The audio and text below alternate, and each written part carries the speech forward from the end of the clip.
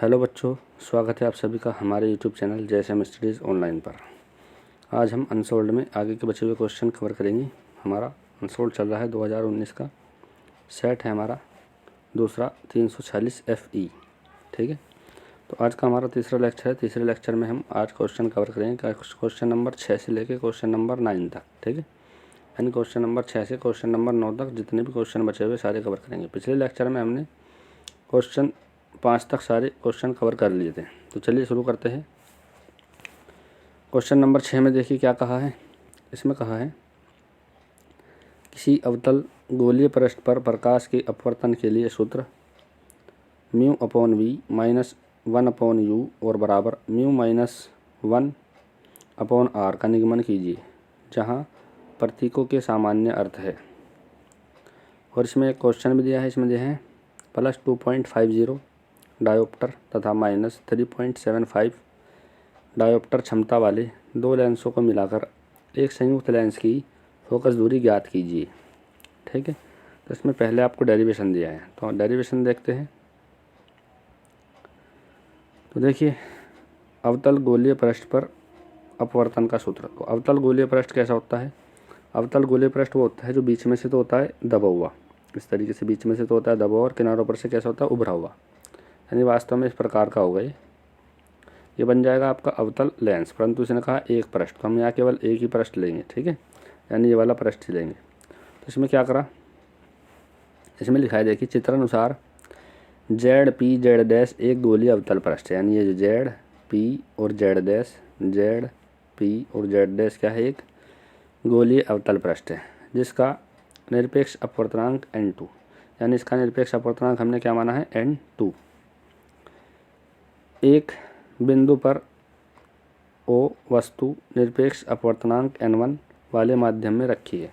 यानी यहाँ पर एक बिंदु है O जिस पर एक वस्तु रखी है। ठीक है, और इसका जो अपवर्तनांक है जिस माध्यम में रखी है वो है N1, और इसे बोलते हैं विरल माध्यम और इसे बोलते हैं सघन माध्यम। ठीक है, इसके बाद लिखा है पृष्ठ के वक्रता केंद्र C से ZP/Z' पर डाला गया अभिलंब CAN है। तो जो अभिलंब डाला गया है, अभिलंब कौन सा डाला गया है भाई? अभिलंब डाला है इस पर CAN। कौन सा है अभिलंब? देखिए यहाँ पर CA और N, ये है एक अभिलंब। ठीक है, ये अभिलंब डाला गया इस तरीके से। तो इसमें क्या होगा? प्रकाश किरण चलेगी, प्रकाश किरण इस तरीके से चलेगी, और जैसे ही प्रकाश किरण विरल से सघन माध्यम की ओर जाएगी, जैसे ही प्रकाश किरण कहाँ पर? विरल से सघन माध्यम की ओर जाएगी, तो अभिलंब की ओर थोड़ा सा झुक जाएगी। तो ये अभिलंब की ओर झुकती हुई गई। यदि हम इसे पीछे की ओर हटाएंगे, ठीक है, तो ये कहीं यहाँ पर इस वाले पॉइंट पर मिलेगी। तो ये क्या होगा? प्रतिबिंब। ठीक है, ये क्या बनेगा? यहाँ पर प्रतिबिंब बनेगा। ठीक है, इसमें क्या करा हमने? जो हमारा ये वाला एंगल था ये मान लिया हमने अल्फ़ा, ये वस्तु, और ये है हमारा प्रतिबिंब। प्रतिबिंब के कारण जो एंगल बना वो क्या मान लिया हमने? बीटा। और जो हमारा अभिलंब था, अभिलंब के कारण जो एंगल बना उसे मान लिया गामा। ठीक है, अब ये क्या है? आपतित किरण, और ये इस तरीके से हो गई अपवर्तित। यदि हम इसे पीछे की ओर हटाएंगे, ठीक है, तो यहाँ पर क्या बनेगा? हमारा प्रतिबिंब I। तो ये आपतित किरण और अभिलंब के जो बीच का कोण है, आपतित किरण और अभिलंब, ये वाला जो एंगल है आपतित किरण और अभिलंब के बीच का कोण, ये क्या है? I, आपतन कोण। ठीक है, और ये क्या? आपकी परावर्तित किरण, क्योंकि हमने इसे पीछे की ओर हटाया, और ये क्या है? अभिलंब। तो इसके बीच का जो कोण है ये वाला अंदर वाला, केवल ये वाला जो एंगल है, ये वाला एंगल क्या होगा? आपका परावर्तन कोण। ठीक है, इसकी जो हाइट मान ली हमने पॉइंट A की, मुख्य अक्ष से वो क्या मान लिया? H हमने इसकी हाइट मान ली। ठीक है, तो इसके लिए देखिए अंदर वाला कोण जो ये आपने यहाँ पर देखा है, ये वाला कोण भी कैसा होता है? अपवर्तन का एंगल होता है। ये वाला भी अपवर्तन, ये वाला अपवर्तन है R, तो ये वाला भी कैसा होगा? R, क्योंकि ये कैसे होगी? शीर्षाभिमुख कोण। तो इसमें हमने दूरी मान ली, जो वस्तु है, वस्तु की दूरी मानते हैं हम ध्रुव से, वो होती है U। ठीक है, प्रतिबिंब की जो दूरी मानते हैं वो होती है V, और जो आपका ये है वक्रता केंद्र, इसकी जो दूरी मानती होती है R। ठीक है, सारी दूरी आपको पता चली है, चित्र समझ में आ गया। इसके बाद देखते हैं इसमें क्या लिखा है। इसमें लिखा है वस्तु O से प्रकाश किरण पृष्ठ के बिंदु A पर गिरती है। यानी यहाँ से प्रकाश किरण इस तरीके से बिंदु A पर गिरी, तथा सघन माध्यम में अपवर्तित होते हुए सघन माध्यम में अपवर्तित होते हुए अभिलंब की ओर झुक जाती है, यानी अभिलंब की ओर इस तरीके से अंदर की ओर झुक जाएगी। तो जब इसे पीछे की ओर हटाएगी तो इस प्रकार से मिलेगी। ये लिखा है। दूसरी किरण OP सीधे निकल जाती है। दोनों किरणों को पीछे हटाने पर ये बिंदु I पर मिलती है, अतः बिंदु I वस्तु O का आभासी प्रतिबिंब होगा। आभासी क्यों होगा?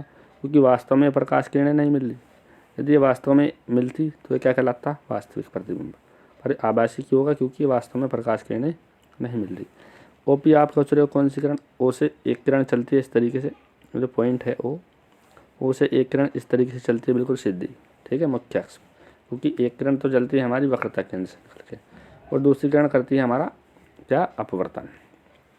तो ये वाली किरण को यदि पीछे की ओर हटाओगे, इस वाली किरण को यदि आप पीछे की ओर हटाओगे तो ये यहाँ आपस में कटेगी। तो यहाँ पर क्या बनेगा? प्रतिबिंब। वो भी कैसा बनेगा? आभासी, क्योंकि ये वास्तव में नहीं काटने की, क्योंकि हमने क्या करा? प्रकाश किरण तो जो हमारी O से चली A पॉइंट की ओर इस तरीके से आगे की ओर बढ़ जाएगी, परंतु मैंने इसे पीछे की ओर हटाया तो यहाँ पर क्या बनेगा? आभासी प्रतिबिंब। इसके बाद देखिए इसमें क्या लिखा है। इसके बाद इसमें लिखा है, भाई इसे ज़रा साफ कर देते हैं, चित्र फिर से देखना पड़ेगा हमें।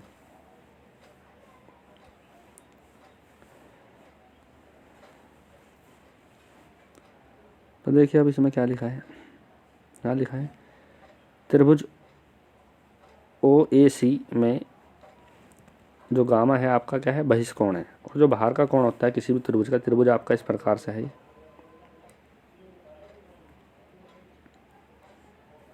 पॉइंट A था, ये O था और ये C था।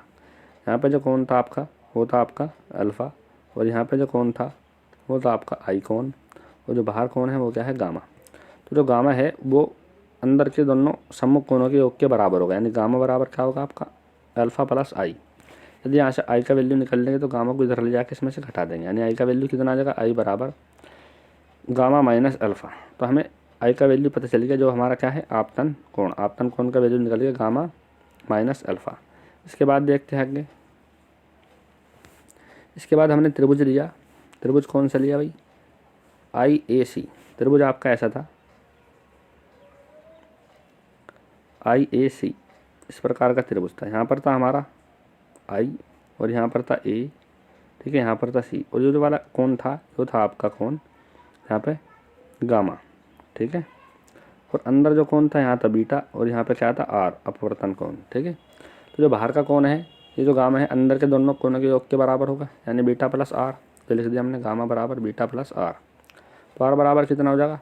हम गामा में से बीटा घटा देंगे, यहाँ से हमारा निकल गया R, यानी हमने आपतन कोण निकाल लिया और हमने अपवर्तन कोण भी निकाल लिया। R भी आ गया हमारे पास और I भी आ गया। अब लगा देंगे स्नेल का नियम।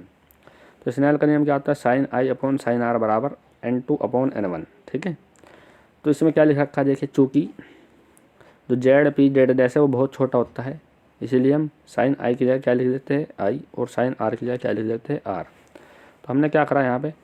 साइन I की जगह लिख दिया I और साइन R की जगह लिख दिया R, और साइन I का वैल्यू क्या आया था आपका? गामा माइनस अल्फ़ा, और जो आपका साइन R था वो अभी क्या निकल के आया था? वो आया था आपका गामा माइनस बीटा, ठीक है। और इधर क्या था? N2 बटा N1। तो N2 बटा N1 का वैल्यू आ गया आपका गामा माइनस अल्फ़ा और बटा गामा माइनस बीटा, ठीक है। इसके बाद हमने क्या करा? इनकी क्रॉस मल्टीप्लाई कर दिया, यानी तिरछी गुणा।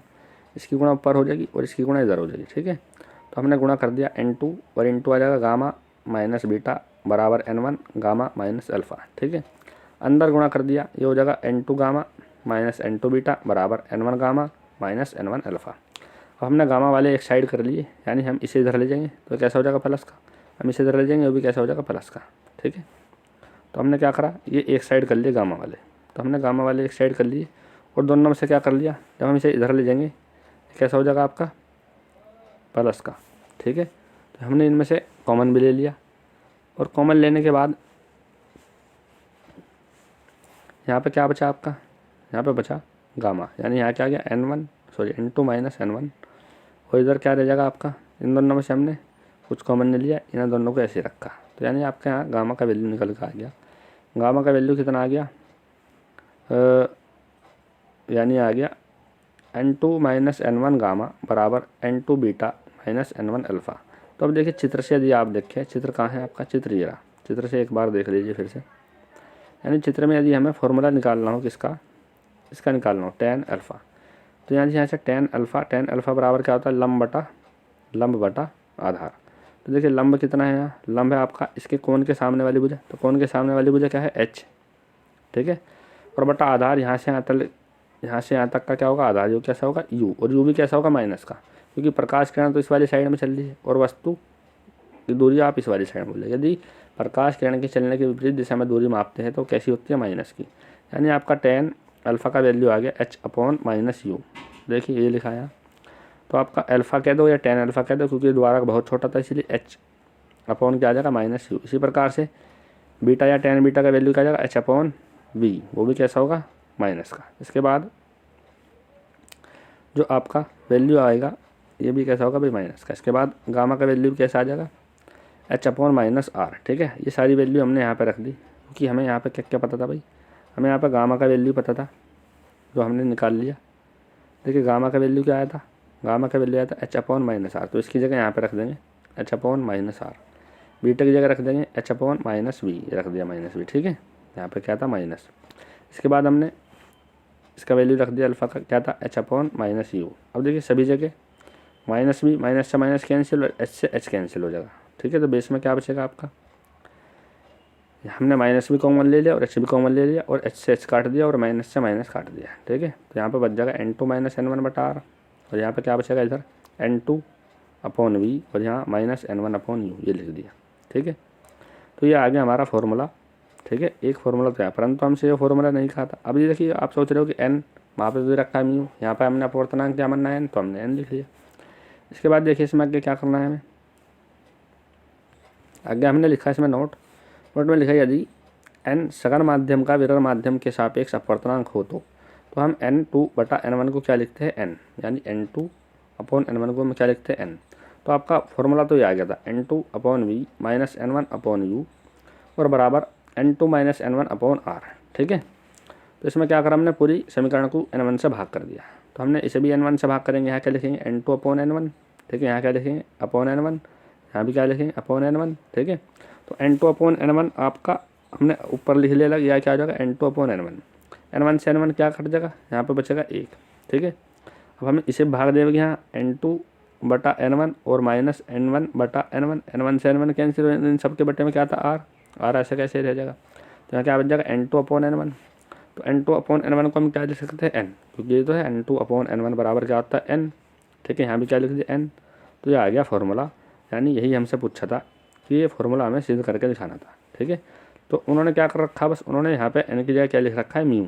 तो आप हर डेरिवेशन को जब इसे शुरू करोगे इस डेरिवेशन में, यहाँ पे क्या लिख देंगे μ/v - 1/u बराबर μ - 1/r, ठीक है। तो ये आ जाएगा आपका डेरिवेशन, ठीक है। इसके बाद इसी में क्वेश्चन दिया था, तो क्वेश्चन में दिया था एक लेंस की क्षमता दी थी +2.50 और दूसरे की दी थी -3.75 डायोप्टर, ठीक है। इसमें पूछा था मैं नेट फोकस दूरी बताओ कितनी होगी। तो सबसे पहले हम निकल लेंगे नेट क्षमता कितनी होगी। क्षमता का फॉर्मूला होता है नेट क्षमता बराबर P1 + P2। तो P1 कितना था +2.50 और +-3.75, ठीक है। तो माइनस का बड़ा है तो घटा के कैसा बच जाएगा -1.25। तो ये क्या आ गया आपकी क्षमता। अब क्षमता का फॉर्मूला होता है 100/f, वो भी f किस में होगा सेंटीमीटर में, ठीक है।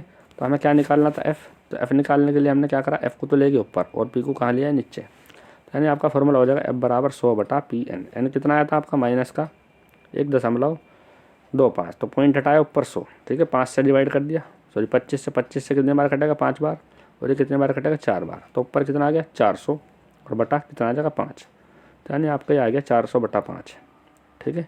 अब इसे आपको क्या करना है डिवाइड करना है। इससे यदि डिवाइड करोगे तो कितना आ जाएगा, और माइनस का चिंता माइनस का ही साथ साथ में चलेगा, ठीक है। तो 400/5 कितना हो जाएगा 80 सेंटीमीटर। तो फोकस दूरी कितनी आ जाएगी 80 सेंटीमीटर, जो कैसी आई माइनस की, इसीलिए आपका जो संयुक्त लेंस बनेगा वो कैसा होगा अवतल लेंस, ठीक है। इसके बाद देखते हैं अगला क्वेश्चन। इससे अगला है छठे का अथवा। इसमें कहा है किसी पारदर्शी गोलीय पृष्ठ पर प्रकाश के अपवर्तन के सूत्र की सहायता से किसी पतले लेंस की फोकस दूरी के लिए सूत्र का अपवर्तनांक एवं वक्रता त्रिज्या के पदों में निगमन कीजिए। यानी हमें फोकस दूरी का सूत्र का निगमन करना है, अपवर्तनांक के और वक्रता त्रिज्या के पदों में। इसी के साथ इसमें एक क्वेश्चन भी दिया है, इसमें कहा एक उत्तल लेंस जिसका अपवर्तनांक दिया 1.5 की फोकस दूरी की वायु में फोकस दूरी 10 सेंटीमीटर और इसे जल जिसका अपवर्तनांक दिया है 4/3 में डुबाने पर फोकस दूरी कितनी होगी। ठीक है, तो देखिए पहले हम देखते हैं इसका डेरिवेशन। तो डेरिवेशन में क्या है, डेरिवेशन में हमने एक पतला लेंस ले लिया L। ठीक है, इसमें क्या करा, एक वस्तु रखी थी O, इससे प्रकाश किरण चलेगी इस तरीके से और इस तरीके से इसका बनेगा प्रतिबिंब। ठीक है, और ये प्रतिबिंब बना, ये प्रतिबिंब इस दूसरे पृष्ठ के लिए किसका काम करेगा, वस्तु का कार्य करेगा। ये जो I डैश पर बनता है, ठीक है, ये करेगा किसका कार्य, वास्तव में तो प्रतिबिंब इससे यहाँ पर बनेगा और ये जो प्रतिबिंब है इस दूसरे पृष्ठ के लिए करता है वस्तु का कार्य और फिर से यहाँ पर प्रतिबिंब बनता है आपका वास्तविक प्रतिबिंब। ये जो लेंस है इसकी मोटाई क्या मान लिया T। ठीक है, इसका पहला ध्रुव पहले पृष्ठ का P1, दूसरे पृष्ठ का ध्रुव P2। ठीक है, तो ये जो वस्तु रखी थी यहाँ पहले ध्रुव के लिए इसकी दूरी क्या होगी U। इससे प्रतिबिंब कहाँ बना, I डैश पे। ठीक है, इससे प्रतिबिंब कहाँ बनेगा, I डैश पे बनेगा, क्योंकि ये जो I डैश पे प्रतिबिंब बना ये दूसरे पृष्ठ के लिए क्या करेगा, वस्तु का कार्य, और फिर इससे प्रतिबिंब बनेगा यहाँ पे I पे। ठीक है, तो इससे जो प्रतिबिंब बना वो हमने उसकी दूरी मान ली V डैश। ठीक है, अब ये इसके लिए किसका कार्य कर रहा है, वस्तु का। यहाँ से लेकर यहाँ तक यदि वस्तु देखोगे तो वस्तु आपको देखनी पड़ेगी, तो वस्तु का कार्य करेगा आपका I डैश। ठीक है, तो देखो भाई वस्तु कहाँ है, यहाँ से लेकर यहाँ तक रखी है वस्तु। ठीक है, वस्तु की दूरी होगी, यदि यहाँ से यहाँ तक V देखोगे क्योंकि प्रतिबिंब यहाँ पे बना तो प्रतिबिंब की दूरी हमने मान ली V, क्योंकि अंतिम प्रतिबिंब यहाँ पे बना I पे। तो यह लिखा है इसमें चित्रानुसार एक पतला लेंस L जिसकी मोटाई T व वक्रता पृष्ठों की वक्रता त्रिज्या क्रम से R1 व R2 है।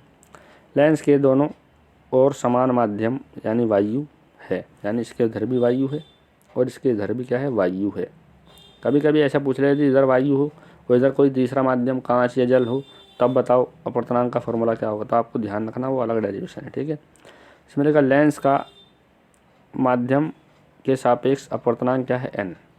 लेंस के मुख्य अक्ष पर U दूरी पर रखी वस्तु O पहले पृष्ठ द्वारा I डैश पर प्रतिबिंब, जो पहला पृष्ठ है इसके द्वारा प्रतिबिंब कहाँ बनेगा, I डैश पे बनाती है और यह प्रतिबिंब दूसरे पृष्ठ के लिए वस्तु का कार्य करता है जिसका दूसरे पृष्ठ द्वारा अंतिम प्रतिबिंब I पर बनता है। ठीक है, यानी दूसरे पृष्ठ के द्वारा अंतिम प्रतिबिंब कहाँ बनेगा, I पर बनेगा। तो इसमें हम फॉर्मूला लगा देंगे।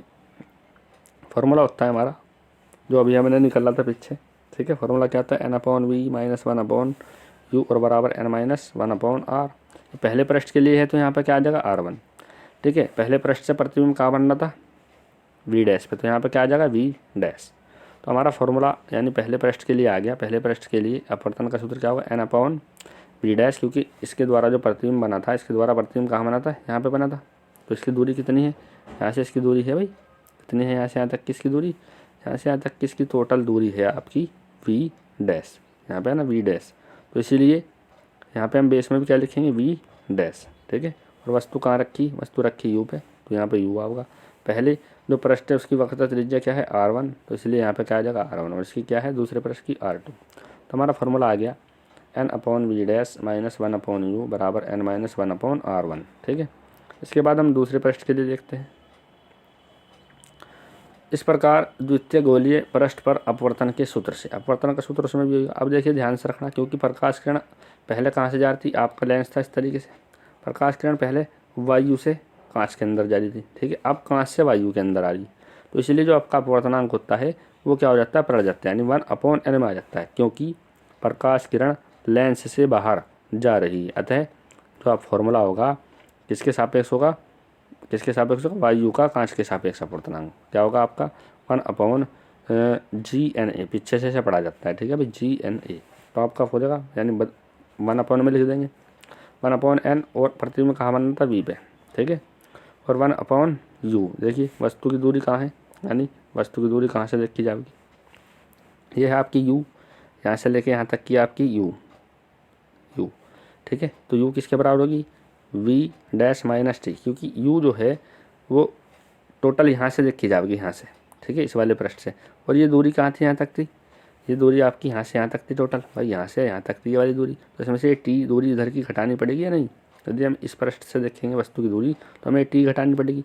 तो यानी हम क्या लिखेंगे यहाँ पे, हम लिखेंगे जो आपका वस्तु रखी ये रखी यहाँ पे।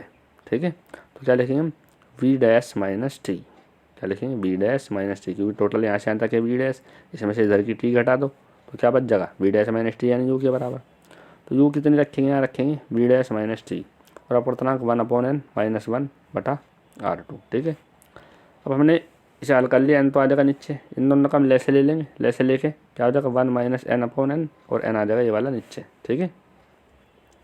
तो हमने क्या करा, इसमें दोनों ओर n से गुणा करने पर, दोनों ओर हमने n से गुणा कर दिया, ऊपर भी हमने n से गुणा करा, इधर भी n से गुणा, इधर भी n से गुणा, n से n कैंसिल हो जाएगा ये वाला, ठीक है, ये वाला n से n कैंसिल और यहाँ पे भी n से n कैंसिल, ठीक है।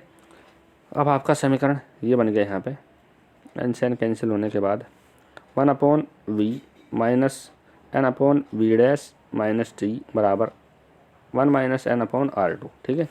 अब देखिए इसमें मिल गया, चूँकि टी वी के सापेक्ष नगण्य, यानी जो लेंस है आपका वो बहुत पतला है, साफ साफ डेरिवेशन में कहा पतले लेंस के लिए, तो जो उसकी मोटाई उसे नगण्य मान लेंगे और यहाँ से हम ये जो टी है इसे हटा देंगे। तो अब फॉर्मूला बन जाएगा 1/v माइनस n/v डैश बराबर, माइनस का हमने यहाँ से कॉमन ले लिया, जब हम माइनस कॉमन लेंगे तो n कैसा था माइनस और 1 कैसा था प्लस, तो जो प्लस है वो माइनस हो जाएगा, जो माइनस है वो प्लस हो जाएगा, तो ये हो गया n - 1/r2। अब जो हमारी पीछे समीकरण आई थी पहले पृष्ठ के लिए और जो दूसरी ये वाली जो समीकरण आई हमारी दूसरे पृष्ठ के लिए, ये वाली समीकरण आई, ठीक है, और पहले पृष्ठ के लिए हमारी जो पहली समीकरण आई थी उन दोनों समीकरणों को क्या कर देंगे, हम जोड़ देंगे। तो पहले के लिए हमारी समीकरण आई थी n/v डैश माइनस 1 और दूसरे के लिए क्या आया था 1/v माइनस n/v डैश, ये रहा। और पहले पृष्ठ के लिए आया था n - 1/r1 और दूसरे के लिए अभी आपका क्या आया n - 1/r2, ठीक है। तो इसमें देखिए ये दोनों कैंसिल हो जाए क्योंकि एक प्लस एक माइनस, ठीक है। और ये कैसा है आपका, यहाँ पर है प्लस का, यहाँ पर क्या है हम क्या कर रहे हैं, जोड़ रहे, तो यहाँ पर क्या है प्लस का, तो प्लस वाले को हमने क्या कर लिया, आगे लिख लिया, यानी 1/v तो आगे लिख लिया। और ये कैसा था माइनस का, तो इसे हमने पीछे लिख दिया -1/u।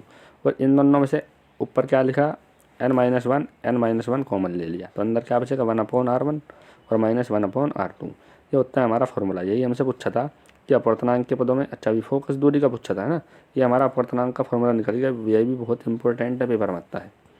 अब आपने एक फार्मूला पढ़ रखा होगा 1/v माइनस 1/u बराबर क्या होता है 1/f, ठीक है। तो हम इस पूरे की जगह क्या लिख सकते हैं 1/f। तो देखिए यहाँ पर क्या लिखा है, यदि कोई वस्तु अनंत पर होती है तो प्रतिबिंब लेंस के द्वितीय फोकस पर बनता है, अर्थात यानी वस्तु कहाँ रखी है अनंत पे, तो प्रतिबिंब कहाँ बनेगा फोकस पे, यानी प्रतिबिंब की दूरी v की जगह क्या रख सकते हैं f। तो हमने यहाँ पे v की जगह रख दिया f, ठीक है, और u की जगह रख दिया हमने अनंत। तो यदि अनंत को किसी चीज़ से डिवाइड करोगे तो कितना आ जाएगा 0, यहाँ क्या बच जाएगा 1/f बराबर n-1 और 1/r1 माइनस 1/r2। यही होगा हमारा फोकस दूरी का सूत्र, ठीक है।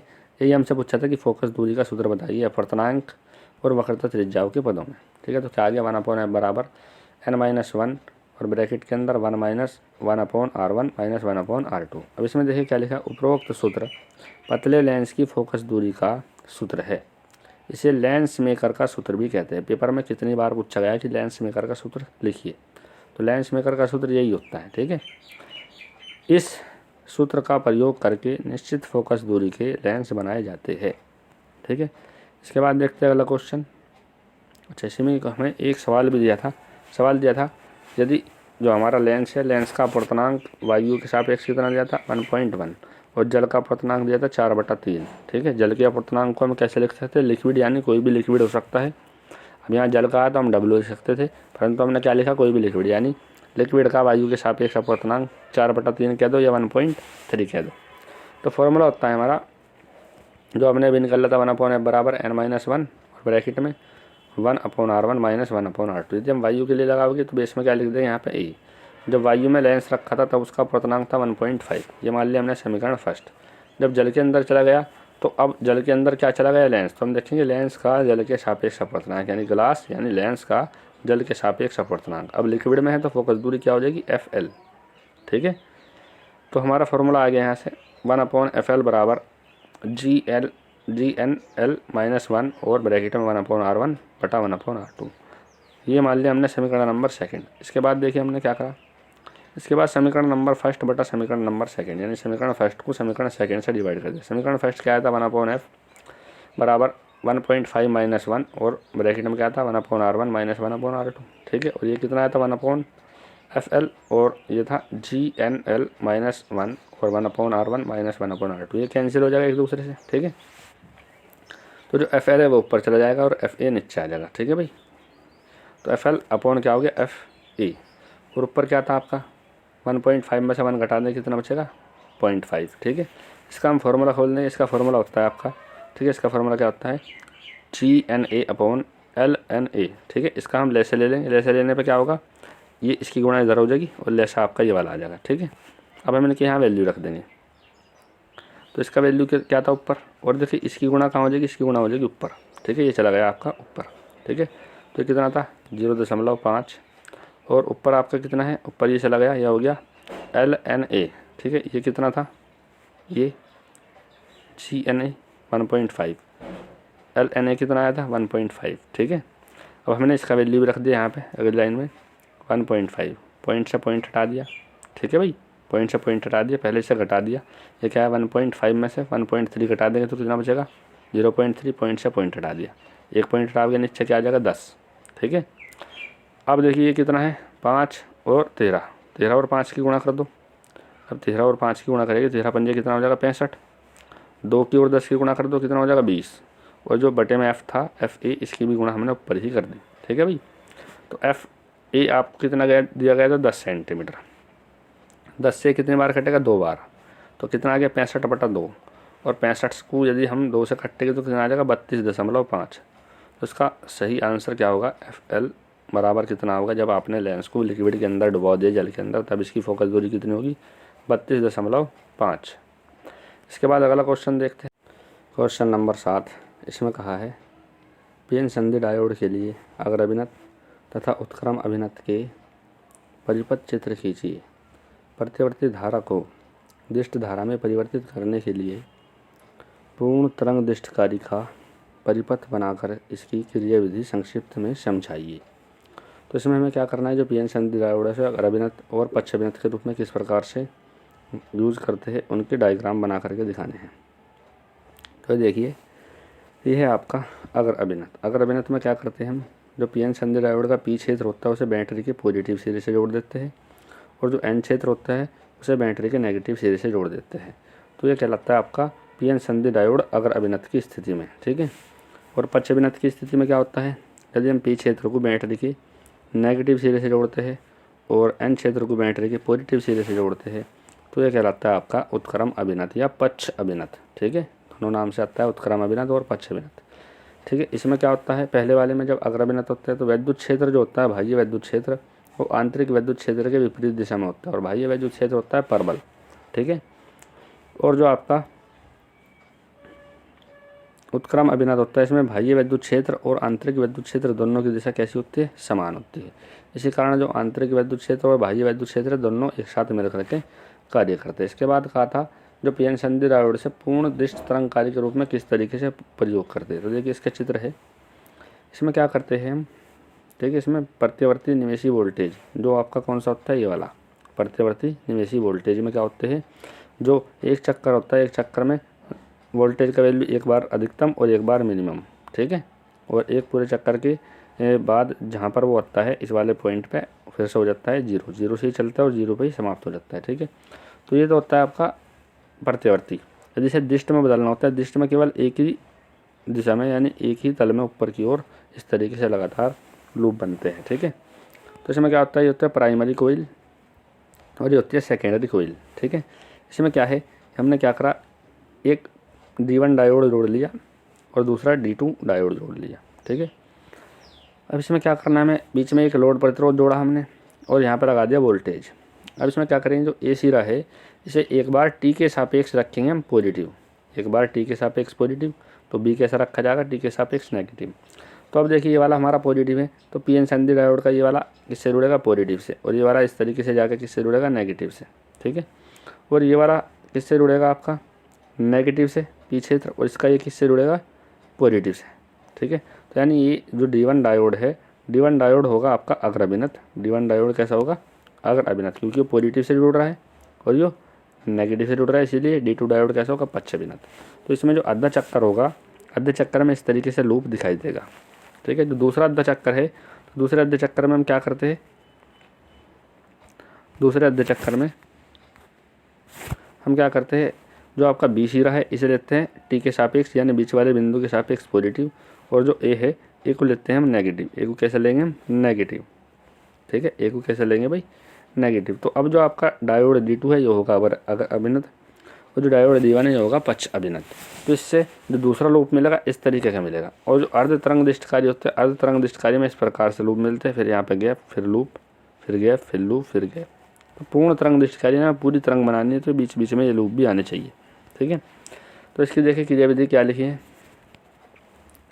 कार्यविधि में लिखा है निवेशी प्रत्यावर्ती वोल्टेज के पहले आधे चक्कर में जब द्वितीय कुंडली का ए सिरा मध्य बिंदु टी के सापेक्ष धनात्मक तथा बी सिरा मध्य बिंदु टी के सापेक्ष ऋणात्मक होता है तो डायोड D1 अगर अभिनत होता है और इसमें धारा प्रवाहित होती है, जबकि डायोड D2 पक्ष अभिनत होता है तथा इसमें धारा प्रवाहित नहीं होती है। ठीक है, और D1 डायोड में धारा लोड प्रतिरोध RL C से D की ओर बहती है। जो आपकी धारा प्रवाहित होगी, धारा किस तरीके से प्रवाहित होगी भाई, धारा प्रवाहित होगी आपकी C से D की ओर। अब ये C से D कहाँ है, देखिए ये है C से D की ओर, यानी विद्युत धारा इस तरीके से प्रवाहित होगी। ठीक है, इसके बाद इसमें क्या लिखा है, इसके बाद लिखा है निवेशी वोल्टेज के द्वितीय अर्धचक्र में जब द्वितीय कुंडली का ए सिरा टी के सापेक्ष ऋणात्मक व बी सिरा धनात्मक होता है तो डायोड D1 पक्ष अभिनत होता है तथा इसमें धारा नहीं बहती। अब आपने क्या करा, ए सिरे को नेगेटिव और बी सिरे को पॉजिटिव ले, तो डायोड जो D1 है वो होगा आपका पक्ष अभिनत और उसमें कोई भी विद्युत धारा प्रवाहित नहीं होगी। जबकि डायोड D2 अगर अभिनत होता है तथा उसमें से धारा बहती है जो लोड प्रतिरोध RL में पुनः C से D की ओर बहती है, जिससे निर्गत विभव प्राप्त होता है। और निर्गत विभव कैसा मिलता है हमें, निर्गत विभव मिलता है हमें इस प्रकार का, जैसा आपके चित्र में दिखाया गया है। ठीक है, इस प्रकार का हमें निर्गत विभव मिलता है ये वाला। और जो निवेशी है, निवेशी होता है ये वाला विभव। ठीक है, निवेशी होता है ये वाला। इसके बाद देखते हैं अगला क्वेश्चन। अगला क्वेश्चन है इसी का अथवा, इसमें कहा है चित्र में दिए गए गेट P तथा Q के नाम बताइए तथा निर्गत सिग्नल Y की सत्यता सारणी बनाइए तथा निवेशी तथा निर्गत सिग्नलों के तरंग प्रतिरूप भी बनाइए। यानी ये गेट है, एक P है और एक Q है, इनके नाम बताने कौन सा है। तो देखिए इसमें चित्र में हमने क्या करा, जो आपका गेट है P, ये वाला गेट, ये इस तरीके से बनाया, यानी एंड गेट और नोट गेट को जोड़ करके बनाया गया है ये गेट। जब एंड गेट और नोट गेट जुड़ता है तब गेट बनता है नैंड गेट, तब इसका नाम क्या होगा, नैंड गेट। एक एंड गेट में क्या होता है, दो होते हैं निवेशी सिग्नल और एक होता है निर्गत सिग्नल।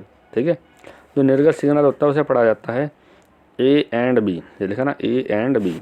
और जब नोट गेट में मिलेगा तो इसके ऊपर क्या लगा जाता है, बार, इसे बोलते हैं नेविगेशन। यानी यदि यहाँ पे ऑन मिलता है हमें तो यहाँ पे आता है ऑफ, यदि यहाँ पे ऑफ मिलता है तो यहाँ पे आता है ऑन, यानी उल्टा उल्टा हो जाता है। ठीक है, तो होता है वाई डैश, यहाँ पर था ना आपका वाई डैश चित्र के अंदर यहाँ पे आपको वाई डैश दिया गया था। ठीक है, तो एक तो हमें इस वाई डैश के लिए बताना था कि कितना हमारा सिग्नल मिलेगा, यहाँ पे ऑन होगा या ऑफ होगा। तो यानी वाई डैश के लिए हमारा क्या मिलेगा, A एंड B नेविगेशन या note equals A and B, ऐसे भी लिख सकते हैं। ठीक है, इसके बाद जो गेट आपका Q है, ये गेट कौन सा है, और गेट। देखिए ये गेट कौन सा है भाई, और गेट। ठीक है, इसमें एक तो आपको मिल रहा है A और एक मिल रहा है A and B not equals Y dash. देखिए इस तरीके से, एक तो आपका जो ये है ये वाला सिरा इस तरीके से जा रहा है और कहाँ पे जुड़ रहा है, A पे, यानी एक सिग्नल तो इसमें यहाँ पे क्या हुआ A, और दूसरा सिग्नल यहाँ से आपका जो किसके बराबर होगा, A एंड B नेविगेशन के बराबर होगा। ठीक है, तो यानी इसमें दो सिग्नल आ रहे हैं। और ये कैसा होता है, यदि इनमें से एक भी ऑन है तो क्या होगा, यानी स्विच हमारा ऑन हो गया, यानी बल्ब में क्या होगी, विद्युत धारा प्रवाहित होगी। तो यानी ये हमने लिख दिया यहाँ पे, लिख रखा भाई A इसका एक निवेशी होगा, A एंड B इसका दूसरा निवेशी होगा, उस पर भी क्या होगा, नेविगेशन। और जो नेट मिलेगा आपको वो मिलेगा Y, और Y कैसे मिलेगा, इसे बोलते A या A एंड B का नेविगेशन के बराबर। ठीक है, तो इसके लिए हमें क्या बनानी है, सत्यता सारणी। तो देखिए सत्यता सारणी कैसे बनाओगे, एक बार हम A को रखते हैं 0, एक बार 1, एक बार 0, एक बार 1। ठीक है, तो B को 0 फिर 0, एक बार 1, एक बार 1। तो नोट गेट में क्या करते हैं, ये यदि 0 और 0 है तो मिलता है 1, मिलना क्या चाहिए था 0। यदि 1 और 0 है तो मिलता है 1, मिलना क्या चाहिए था 0। इसके बाद यदि 0 और 1 है तो भी क्या मिलेगा 1, ठीक है, मिलना चाहिए था 0। उसके बाद जो 1 1 है वो देता है यहाँ पे 0, मिलना चाहिए था 1, ठीक है। और गेट में यदि इनमें से कोई सा भी ऑन होगा, यानी अब बीच वाला तो हम हटा देंगे, क्योंकि और गेट में क्या आया था ए एंड बी का नेविगेशन। तो ये क्या है 0 और यहाँ पे क्या है 1 और 0 क्या देता है और गेट के लिए 1 और 1 भी क्या देगा 1, ठीक है। 0 और 1 भी क्या देगा 1 और 1 और 0 भी क्या देगा 1। इसके बाद इसमें कहा था तरंग प्रतिरूप। देखिए तरंग प्रतिरूप कैसे बनेंगे, जो निवेशी सिग्नल था वो था ए बी, ठीक है, और निर्गत सिग्नल क्या था वाई। तो निवेशी सिग्नल जो इसमें आपको दिखाई दे रहा है ऊपर चित्र में, इस प्रकार से है ये निवेशी सिग्नल में। तो शुरू में है आपका ए कैसा लिया था हमने, ए लिया था 0, ठीक है, और बी कैसा लिया था, बी लिया था 0। तो देखिए यहाँ पे क्या होगा शुरू में, यहाँ पे ए 0, ठीक है, और बी भी 0, और बाद में हमने ए कैसा लिया 1, तो ये कैसा होगा 1, ठीक है। फिर इसके बाद 0 तो यहाँ पे 0, ठीक है। जो 1 होता है उसके लिए तो हम लूप ऊपर की ओर इस तरीके से उठाते हैं, और 0 के लिए इस तरीके से नीचे की ओर करके छोड़ देते हैं। बी में भी ऐसे ही कर रखा हमने, 2 बार क्या लिया था 0 0, तो यहाँ पे 0 और 0 और 1 1, ठीक है। तो ये बन जाएंगे ना कि तरंग प्रतिरूप। तो निवेशी सिग्नल है, निवेशी सिग्नल में आपको सारे निर्गत सिग्नल में कैसे मिले सारे 1 1, तो यहाँ पे क्या हो जाएगा 1 1 1, ठीक है। ये हो गया ना कि तरंग प्रतिरूप। इसके बाद अगला क्वेश्चन देखते हैं। इस क्वेश्चन में कहा है 8वां क्वेश्चन है, पैराविद्युत ध्रुवण से आप क्या समझते हैं। यदि संधारित्र के प्लेटों के बीच संपूर्ण स्थान पर पैराविद्युतांक के वाले पैराविद्युत पदार्थ पूरी तरह से भर देने पर संधारित्र की धारिता का व्यंजक ज्ञात कीजिए। सबसे पहले पैराविद्युत पदार्थ क्या होता है उसके बारे में जानते हैं। पैराविद्युत पदार्थ जिनके परमाणुओं, ये वे पदार्थ होते हैं जिनके परमाणुओं में नाभिक के परितः, यहाँ पे क्या था परितः, इलेक्ट्रॉन दृढ़ता पूर्वक बंधे रहते हैं, पैराविद्युत पदार्थ कहलाते हैं। यानी ऐसे पदार्थ जिनके नाभिक के परितः इलेक्ट्रॉन दृढ़ता पूर्वक बंधे रहते हैं, ऐसे पदार्थ क्या कहलाते हैं पैराविद्युत पदार्थ, इन्हीं को हम विद्युत रोधी पदार्थ भी बोलते हैं। इसके बाद इन्होंने पूछा था पैराविद्युत ध्रुवण से आप क्या समझते हैं। यदि हम इस प्रकार के पदार्थों को चुंबकीय क्षेत्र विद्युत क्षेत्र के अंदर रखते हैं तो इनका जो धनावेशित भाग है जिसे हम क्या बोलते हैं नाभिक, और जो ऋणावेशित भाग है जिसे हम बोलते हैं इलेक्ट्रॉन, ठीक है, वो क्या हो जाते हैं विद्युत क्षेत्र की विपरीत दिशा में तो चले जाता है आपका नेगेटिव चार्ज, और जो पॉजिटिव चार्ज है जो धनावेशित भाग है जो नाभिक है वो विद्युत क्षेत्र की दिशा में विस्थापित हो जाता है। इस घटना को बोलते हैं ध्रुवण। इसमें क्या लिखा, पैराविद्युत पदार्थ का ध्रुवण, जब उसे यानी पैराविद्युत पदार्थ को विद्युत क्षेत्र में रखा जाता है तो पदार्थ का धनावेशित भाग जिसे हम क्या बोलते हैं नाभिक विद्युत क्षेत्र की दिशा में, तथा ऋणावेशित भाग जिसे हम क्या बोलते हैं इलेक्ट्रॉन विद्युत क्षेत्र की विपरीत दिशा में विस्थापित हो जाता है, और यह घटना पैराविद्युत पदार्थ का ध्रुवण कहलाती है। यानी क्या होता है इनमें देखिए इस प्रकार से, कोई पैराविद्युत पदार्थ है वैसे विद्युत क्षेत्र के अंदर रख दिया, विद्युत क्षेत्र इस तरीके से है, तो इसका जो पॉजिटिव चार्ज है वो इस तरीके से चला जाता है सारा, और जो नेगेटिव चार्ज है इस तरीके से एक साइड में आ जाता है। इस घटना को बोलते हैं पैराविद्युत पदार्थ का ध्रुवण, ठीक है। इसके बाद देखिए इसमें क्या है, इसका है डेरिवेशन। डेरिवेशन में लिख रखा है, इसमें कहा था संधारित्र है एक संधारित्र, यह है संधारित्र, इसमें एक प्लेट होती है पॉजिटिव और तो दूसरी होती है नेगेटिव, ठीक है। जो पहली प्लेट है उसे हम जोड़ते हैं पृथ्वी से, जो दूसरी प्लेट है उसे जोड़ते हैं हम पृथ्वी से, और जो पहली प्लेट है उसे स्रोत डीसी से जोड़ देते हैं, ठीक है। प्लेटों के बीच की दूरी हमने क्या मान लिया डी है, इनके बीच में के पैराविद्युतांक का पदार्थ भर रखा है, ठीक है। तो विद्युत क्षेत्र की तीव्रता क्या है इसकी ई वेक्टर। तो प्लेटों के बीच विद्युत क्षेत्र की तीव्रता का फॉर्मूला होता है ई बराबर एप्सिलॉन सिग्मा अपॉन एप्सिलॉन। यदि के है तो बेस में क्या लगा देते हैं के, तो यानी ई का फॉर्मूला हो जाएगा सिग्मा अपॉन के एप्सिलॉन। प्लेटों के बीच हम देखेंगे विभवांतर कितना होता है, तो विभवांतर का फॉर्मूला होता है वी बराबर ई इंटू डी, ठीक है। ई कितना आया था सिग्मा अपॉन के एप्सिलॉन और इंटू क्या हो जाएगा डी, ठीक है। अब सिग्मा का फॉर्मूला क्या होता है क्यू अपॉन ए, तो हमने सिग्मा का फॉर्मूला खोल दिया और यहाँ पे क्या रख दिया क्यू अपॉन ए, तो यानी फॉर्मूला आ गया वी बराबर क्यू डी अपॉन के ए एप्सिलॉन। अब जो संधारित्र की धारिता होती है, संधारित्र की धारिता का फॉर्मूला होता है आपका सी बराबर क्यू अपॉन वी, ठीक है, सी बराबर क्यू अपॉन वी। तो वी का वैल्यू क्या आया था, वी का वैल्यू था क्यू डी अपॉन के ए एप्सिलॉन नॉट, ठीक है। तो हमने रख दिया क्यू अपॉन डी, और जो इसके बेस में था, बेस में क्या आ जाएगा, के एप्सिलॉन नॉट ए, वो चला जाएगा ऊपर, तो क्यू से क्यू कैंसिल, तो क्या बचा, के epsilon not a upon D. तो ये थी हमारी संधारित्र की धारिता का व्यंजक, ठीक है, यही हमें निकाल करके दिखाना था। इसके बाद अगला क्वेश्चन है, अथवा इसमें कहा है गॉस की परमें लिखिए और कैपिटल आर त्रिज्या के धातु के गोले को क्यू गुलाम आवेश दिया जाता है, ठीक है, आवेशित किया गया है क्यू गुलाम आवेश से। तो पृष्ठ पर अंदर तथा बाहर स्थित बिंदु पर वैद्युत विभव तथा वैद्युत क्षेत्र की तीव्रताएं ज्ञात कीजिए, ठीक है। तो सबसे पहले गॉस की परमें क्या होती है, देखिए इसमें क्या लिखा है, कार्ल फ्रेडरिच गॉस ने किसी बंद पृष्ठ से होकर गुजरने वाले वैद्युत फ्लक्स तथा पृष्ठ द्वारा परिबद्ध कुल वैद्युत आवेश के बीच एक परिणात्मक संबंध स्थापित किया, जिसे गॉस की परमें या गॉस का नियम कहते हैं। ये यहाँ से लिखना है आपको।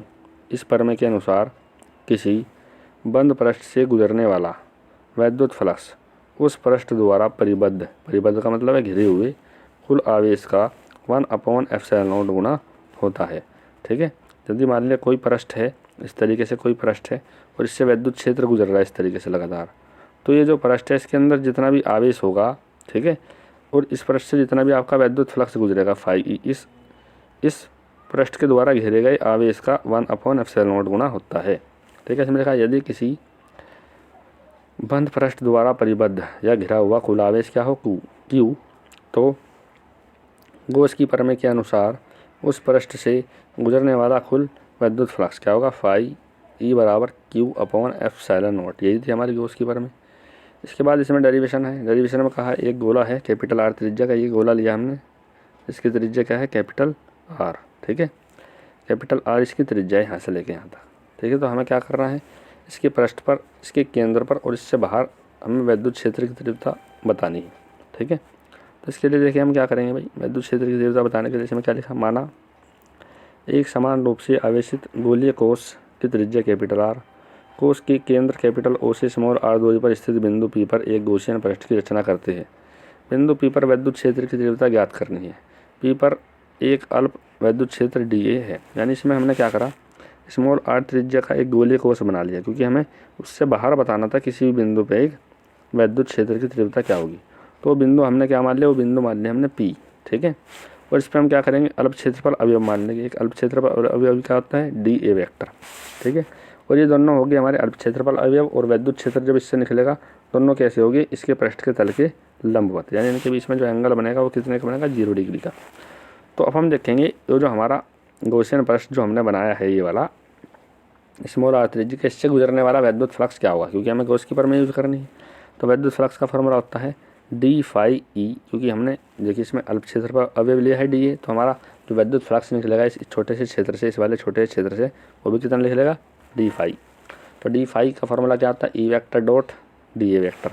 इसका फॉर्मूला खोल देंगे डॉट प्रोडक्ट का, E D A cos theta, ठीक है। तो थीटा कितना है, इन दोनों के बीच में एंगल कितना है, 0 का, तो क्या लिख देंगे हम, कोस 0। कोस 0 का वैल्यू कितना होता है, 1, ठीक है। अब हम इसका कर देंगे समाकलन, ठीक है। समाकलन में हम समाकलन किसका करेंगे, डी ए का। तो डी ए का समाकलन क्या होगा, इस गोले का क्षेत्रफल, भाई क्षेत्रफल ही तो है, हम क्षेत्रफल का तो समाकलन करेंगे। तो टोटल क्षेत्रफल कितना होगा, 4πr स्क्वायर, क्या होगा, 4πr स्क्वायर। तो यानी फाई ई बराबर आ गया हमारा ई इंटू 4πr स्क्वायर। हमें क्या निकालना था यहाँ से, ई, तो ये कहाँ चला जाएगा, इसके बेस में। उससे पहले हम गॉस की परमें लगा के क्यू अपॉन एप्सिलॉन यहाँ पे वैल्यू रख देंगे। देखिए आगे क्या करा, हमने गॉस की परमें लगाई, गॉस की परमें क्या होता है, फाई ई बराबर क्यू अपॉन एप्सिलॉन, तो हमने इसकी जगह क्या रख दिया, क्यू अपॉन एप्सिलॉन। हमें ई का वैल्यू निकालना था 4πr स्क्वायर को हम पहुँचा देंगे इसके बेस में। तो हमने क्या करा, 1/4π एप्सिलॉन अलग लिख लिया और into Q upon R square हमने अलग लिख लिया, ठीक है। अब जो बड़े गोले का क्षेत्रफल होता है वो क्या होगा, 4π कैपिटल आर स्क्वायर, ठीक है। और जो आपका रो है, रो का वैल्यू क्या होता है, रो का वैल्यू होता है आपका, जैसे बोलते हैं हम वास्तव में, हाँ सिग्मा, सिग्मा का वैल्यू क्या होता है, क्यू अपॉन ए। ये किसके होता है, पृष्ठ आवेश घनत्व, इसे क्या बोलते हैं, पृष्ठ आवेश घनत्व। और क्षेत्रफल कितना है, क्षेत्रफल है आपका कितना, 4πr स्क्वायर, ठीक है भाई, यहाँ है 4πr स्क्वायर। तो हमने यहाँ से क्यू का वैल्यू निकाल लिया, क्यू का वैल्यू कितना आ जाएगा, 4πr² की गुना किस में हो जाएगी, सिग्मा में। तो आपका आवेश का वैल्यू आ गया सिग्मा इंटू 4πR²। तो हम इस वाले फॉर्मूले में इस क्यू की जगह रख देंगे ये वाली वैल्यू। तो क्यू की जगह हमने रख दिया सिग्मा इंटू 4πR²। 4π से 4π कैंसिल, तो क्या बचेगा, तो आपका वैल्यू बच जाएगा ये बराबर sigma upon epsilon into R² बटा R² बटा स्मॉल r²। ये होगी ये गॉसियन पृष्ठ, जो कैपिटल R त्रिज्या का आपका गोला था उससे बाहर किसी बिंदु पर विद्युत क्षेत्र की तीव्रता। अब हमें निकालनी थी केंद्र पे। तो देखो केंद्र पे निकालने के लिए हम क्या करेंगे, इसमें लिखा है गोले के पहले लिखाएंगे पृष्ठ पर। तो पृष्ठ पे जैसे हम पहुँचेंगे यहाँ पे, यानी हम पृष्ठ पे पहुँच गए। देखिए पृष्ठ पे क्या होगा, यानी हम जो हमारी त्रिज्या थी हमें विद्युत क्षेत्र की जो तीव्रता थी हमें कहाँ निकालनी, पृष्ठ पे। तो जैसे हम यहाँ से पृष्ठ पे पहुँचेंगे तो ये वाली दूरी आपकी कितनी बच जाएगी, यहाँ से लेके यहाँ तक की, यहाँ से लेके यहाँ तक की आपकी दूरी बचेगी कैपिटल R, क्योंकि इस गोले की त्रिज्या क्या है, कैपिटल R। तो यानी हम अब स्मॉल r की जगह हम क्या रख सकते हैं, कैपिटल R रख सकते हैं। इस वाले फॉर्मूले में हमने क्या करा, स्मॉल r की जगह क्या रख दिया, कैपिटल R। तो पहले से ऊपर क्या था, कैपिटल R यहाँ पर रखेंगे, कैपिटल R² से कैपिटल R²। तो पृष्ठ पे जो विद्युत क्षेत्र की तीव्रता होगी कितनी होगी, सिग्मा अपॉन एप्सिलॉन नॉट। ठीक है, इसके बाद हमें बताना था अंदर। तो देखिए अंदर कितनी होती है, कोश के अंदर, इसमें लिखा है आवेशित कोश के अंदर केंद्र O से स्मॉल r' दूरी पर एक संकेंद्रीय कोश की रचना करते हैं। यानी इसमें हमने क्या करा, अंदर जो है एक स्मॉल r' त्रिज्या का एक गोलीय कोश बना लिया, जरा स्मॉल r' त्रिज्या का एक गोलीय कोश बना लिया। ठीक है, आवेश गोलीय कोश के बाहर आवेशित गोलीय कोश के पृष्ठ पर वितरित है। यानी जो आवेश है आपका, आवेश कहाँ है, आवेश तो आपका इस वाले गोले पे वितरित है, अंदर तो इसमें कोई भी आवेश नहीं है। जब अंदर इसमें कोई भी आवेश नहीं है तो क्या लिखा है, अतः गॉसियन पृष्ठ द्वारा घेरा गया आवेश शून्य है। तो आपका विद्युत क्षेत्र की तीव्रता का फॉर्मूला क्या होता है, E इंटू 4πR² बराबर Q अपॉन एप्सिलॉन। Q का वैल्यू 0 रखोगे तो विद्युत क्षेत्र की तीव्रता कितना आ जाएगी, 0। ठीक है, इसके बाद देखते हैं अगला क्वेश्चन नंबर 9। इसमें कहा है एक समान चुंबकीय क्षेत्र में रखे एक धारा लूप पर लगने वाले बल आघूर्ण के लिए सूत्र प्राप्त कीजिए तथा चुंबकीय द्विध्रुव आघूर्ण की परिभाषा दीजिए।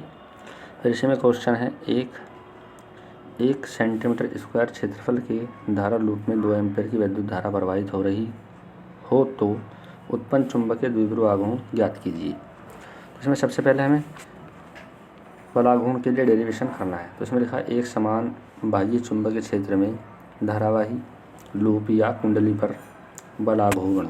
ठीक है, कुंडली पर बल आघूर्ण। तो इसमें क्या करा, हमने एक धारावाही लूप लिया जिसमें विद्युत धारा लगातार प्रवाहित हो रही। ठीक है, एक धारावाही लूप है जिसमें विद्युत धारा प्रवाहित हो रही है, आपकी इस तरीके से विद्युत धारा प्रवाहित हो रही है, इस दिशा में लगातार विद्युत धारा प्रवाहित हो रही है। तो क्या हो गया, एक धारावाही लूप, और किस में रखा है, चुंबकीय क्षेत्र में रखा है, बी वेक्टर में। ठीक है, तो देखिए इसमें क्या लिखा है, माना एक आयताकार लूप ABCD एक समान बाह्य चुंबकीय क्षेत्र बी वेक्टर में लटकाया गया है। लूप में स्मॉल I धारा बह रही है। लूप की भुजाओं AB व CD की लंबाई L, यानी जो आपकी भुजा है AB ये वाली, ठीक है, और ये वाली भुजा, इनकी लंबाई कितनी मान ली, L, तथा भुजाओं AD व BC की चौड़ाई B, यानी ये वाली जो आपकी भुजा है ये वाली, इनकी और इसकी चौड़ाई क्या मान ली, B। ठीक है, और इसकी हमने लंबाई क्या माननी थी, L।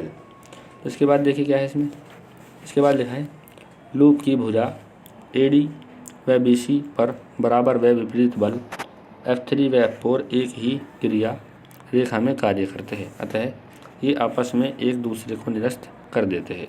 यानी जो आपने डायग्राम देखा है, इसमें डायग्राम में इसमें क्या दिखाई दे रहा, भुजा है, भुजा कौन सी है, AD, और भुजा कौन सी है आपकी, ये वाली BC। इसमें जो क्रिया बल है ये एक इस वाली दिशा में कार्य कर रहा है, एक इस वाली दिशा में कार्य कर रहा है, और दोनों की वैल्यू भी क्या होगी, बराबर।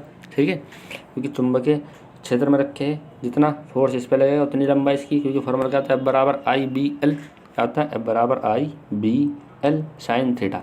एंगल यहाँ भी 90 डिग्री का, यहाँ भी 90 डिग्री का, लंबाई इसकी भी है, इसकी भी है। ठीक है, I विद्युत धारा भी दोनों में समान बह रही और चुंबक क्षेत्र भी दोनों में समान है। ठीक है, इसीलिए जो इस पर फोर्स लगेगा वो इस वाली दिशा में लगेगा, और जो आपकी भुजा है BC इस पर इस वाली दिशा में फोर्स लगेगा, तो ये दोनों एक दूसरे को क्या कर देंगे, निरस्त। इसके बाद देखिए आगे क्या लिखा है, आगे लिखा है जबकि भुजा AB व CD पर बराबर व विपरीत दिशाओं में बल F1 व F2 अलग अलग क्रिया रेखा में कार्य करते रहते हैं, ये एक बल युग्म का निर्माण कर लेते हैं। यानी जो डायग्राम है इसमें भुजा कौन कौन सी है, भुजा है आपकी AB और भुजा है आपकी DC। इसमें एक बल नीचे की ओर लग रहा है जो इसे नीचे की ओर धकेलने की कोशिश कर रहा है, एक बल ऊपर की ओर लग रहा है जो इसे ऊपर की ओर धकेलने की कोशिश कर रहा है। इससे क्या होगा, लूप घूमना शुरू हो जाएगा। तो यानी एक बल का जोड़ा बन गया, जिसे बोलते हैं बल युग्म। तो इसी के कारण इस कुंडली में क्या होगा, बल आघूर्ण उत्पन्न होगा। तो इसमें हमने क्या करा, जो इसकी लंबाई थी, लंबाई वाली भुजा कौन सी थी, इसकी लंबाई वाली भुजा थी इसकी A और D। इसे हमने घटकों में तोड़ लिया।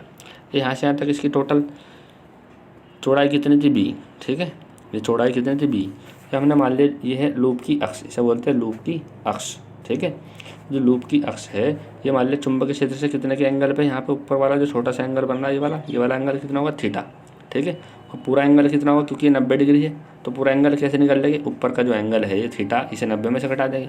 तो आपका जो नीचे का कोण बचेगा, ये वाला निचला कोण, ये निचला कोण कितना बचेगा, जो उनसे मैंने आप बिल्कुल डार्क कर दिया, ये वाला जो एंगल है कितना बचेगा, ये बचेगा 90 माइनस थीटा का, ठीक है। अब इसे हमने घटकों में तोड़ लिया, ठीक है। थीटा के सामने वाली भुजा कौन सी होती है, थीटा के सामने वाली भुजा होती है साइन थीटा, और थीटा के बेस वाली भुजा कौन सी होती है भाई, हाँ, कोस थीटा। अभी तो केवल हमें यहाँ जो फॉर्मूला होता है हमारे पास बल आघूर्ण का फॉर्मूला, जैसे कि बल आघूर्ण का फॉर्मूला होता है लूप पर कार्यरत बल युग्म आघूर्ण, फॉर्मूला होता है टो बराबर बल गुणा लंबवत दूरी। इसीलिए हमें लंबवत दूरी लेनी है, और लंबवत दूरी क्या होती है, थीटा के सामने वाली, ठीक है।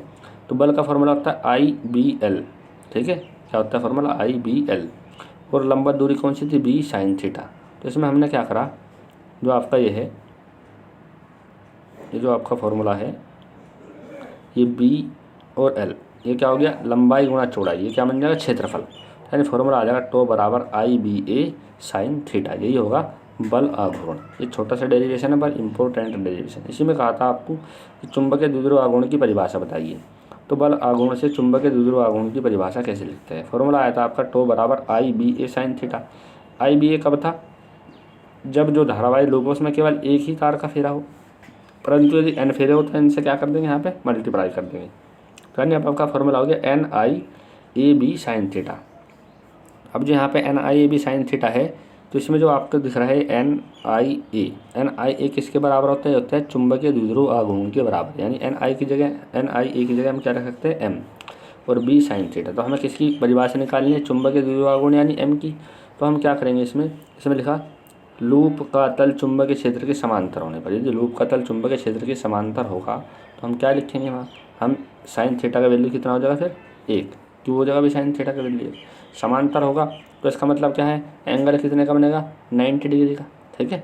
इसमें ऐसे होता है, आपको ध्यान रखना, समांतर होगा, समांतर का मतलब क्या है, हमारा एंगल कितना आया था 90 माइनस क्या आ गया था भाई, 90 माइनस क्या आया था थीटा।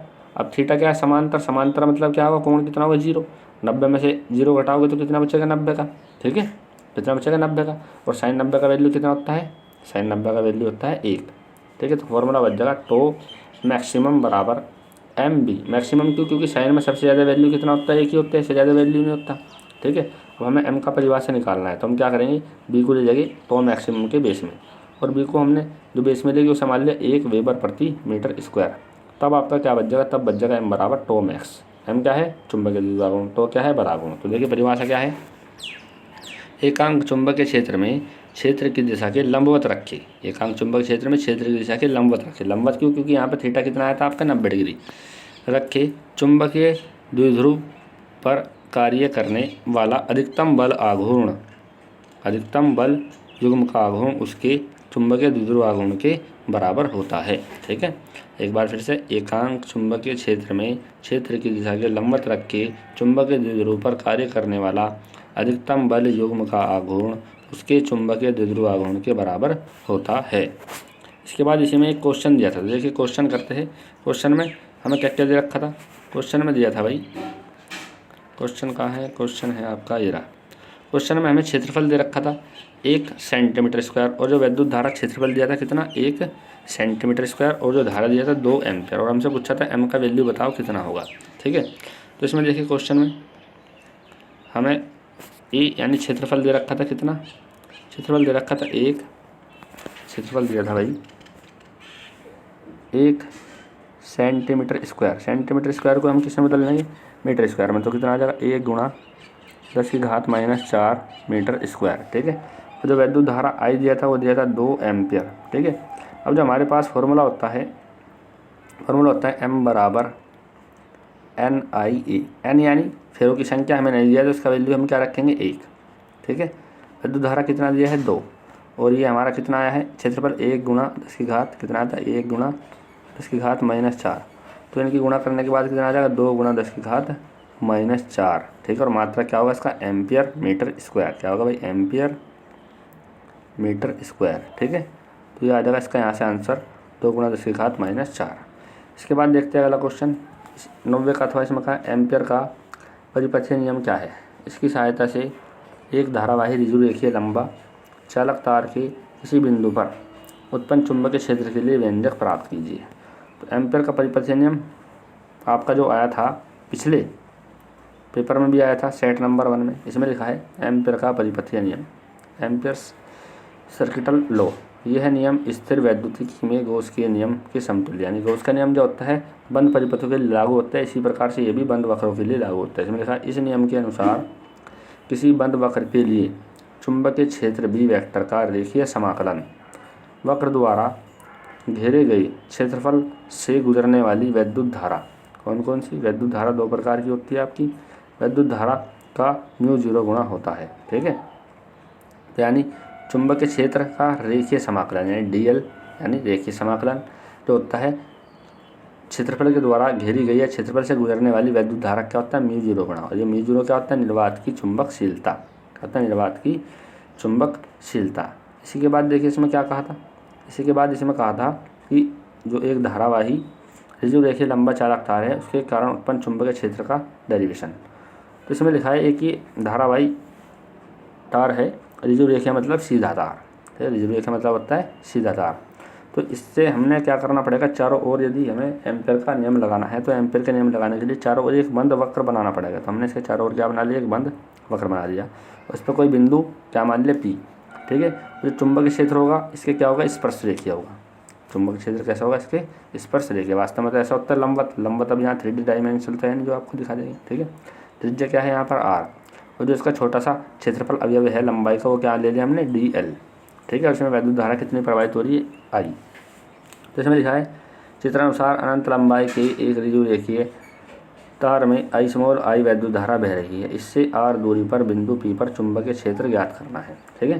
तो एम्पियर के परिपथीय नियम से एम्पियर का परिपथीय नियम क्या होता है, समाकलन किसका चुंबकीय क्षेत्र का रेखीय समाकलन बराबर होता है μ0 × I। ठीक है, μ0 × I। तो हमने क्या करा इसका फॉर्मूला खोल दिया, क्योंकि क्या लिख रहा है B vector dot DL vector, B vector dot DL vector का फॉर्मूला होता है B DL cos थीटा। ठीक है। यहाँ पे एंगल कितना बनेगा 0 का, एंगल क्यों बनेगा 0, क्यों कैसा होगा बिल्कुल इसके समांतर जाओगा, ऐसे बोलते हैं स्पर्श रेखीय रेखा। ठीक है। तो यहाँ पे जो आपका एंगल बनेगा, क्योंकि यहाँ पे जो चित्र है आपका, इस चित्र में आपका जो DL है, ठीक है, क्या है भाई तो आपका DL है, DL भी इसी दिशा में होगा, और जो चुंबकीय क्षेत्र है वो भी इसी दिशा में होगा। हमें यहाँ कौन किस किस के बीच का देखना है, DL और B के बीच का, तो कितना का होगा 0, और cos 0 का मान कितना होता है 1। ठीक है। तो B तो हो गया आपका कांस्टेंट वैल्यू। अब आपको समाकलन किसका करना है, समाकलन करना है आपका DL का, और इधर क्या बचा है μ0 × I। DL मतलब क्या है लंबाई, यानी जितना आपका क्षेत्रफल है, क्षेत्रफल किसके बराबर होगा इस वृत्त की त्रिज्या के, सॉरी इस वृत्त की परिधि के बराबर। तो वृत्त की परिधि कितनी है इसमें 2πr, वृत्त की परिधि कितनी है 2πr। तो हमें निकालना था B, तो 2πr कहाँ चला जाएगा इसके बेस में, यानी आपका फॉर्मूला आ गया B बराबर μ0/2π × I/L। वेरी वेरी इंपॉर्टेंट, इसके ऊपर बहुत सारे सवाल पेपर में पूछे जाते हैं। ठीक है। तो ये आपका जो पूरा सेट था, सेट नंबर 2 2019 का 346 FE पूरा कंप्लीट हो गया है। ठीक है। और यदि आपको इस सेट में कोई प्रॉब्लम आई हो तो आप कमेंट करके ज़रूर पूछ सकते हैं। इसमें इतना ही। वीडियो देखने के लिए आपका धन्यवाद।